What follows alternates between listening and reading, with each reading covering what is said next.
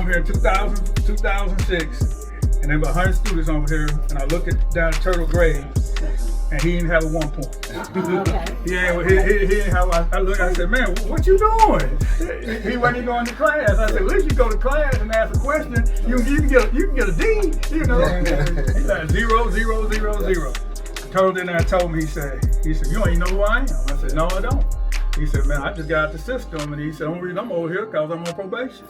I said, "Really?" I said, "Yeah." I said, "Well, look, I need you to do better." He said, "Well, you the first man that ever asked me to do right." That's what he told me. And then I said, "Well, I need you to perform in the classroom." So he did. Well, I didn't see him again for 6 months. I come to school down here during the holiday season. I drive up to campus. Somebody say, "Well, you know they were trying to shoot your student last night. They killed his daughter." Y'all probably heard of it all. So I said, "Are you serious?" So I drove straight down Monmouth. His house was down there with his family. They were trying to have 63 bullets shot in his house. They killed his daughter. All right, Turtle and the boys were getting ready to go get him. All right, tell him what happened. Pray for him.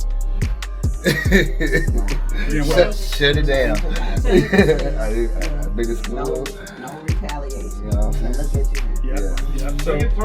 Yeah. So Turtle is helping recruit the workforce Well, that's good. for the But CDL. you got a He got a story. story. I tell you what, you know how many times he had 4 attempts on his life and he's still living?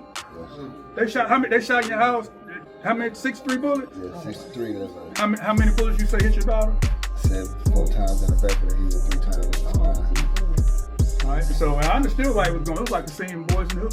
So as soon as I walked down there, this is what he told me was interesting. This is what he said to me. He said, "Dr. Hill, what you doing here?" I said, "Well, they said that there was a shooting going on." He said, "Yeah, they were after me last night." He said, "You know, I told you I used to run these streets pretty hard." He said, "But they got my daughter." I said, "Well, what you get ready to do?" He said, "Well, you know what we got to do." I said, "No." I said, that ain't. I said, "Sometimes I got to stop." I said, "You know," I said, "That's when I asked, can I pray for you?" You know, and I said, "Then we'll find a way to make this happen."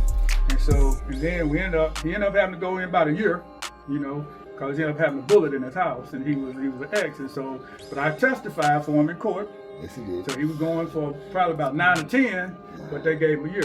So he got a year to go cool off. He got back out. He graduated in 2000. He's one of my graduates now and doing that. And so he's working for Everett, Kansas. And they had some budget cuts. And I said, "Well, here's what I need. You're going to recruit and pay for yourself." They got paid what Look, I'm here. Because ain't nothing. Ain't nothing.